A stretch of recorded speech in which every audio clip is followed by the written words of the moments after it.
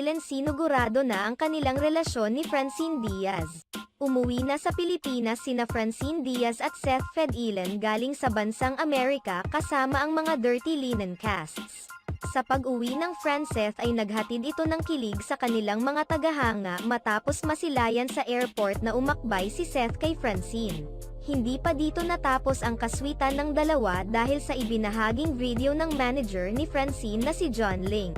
Makikita sa video na sinuotan ng singsing si Seth ang alaga nitong actress na si Francine.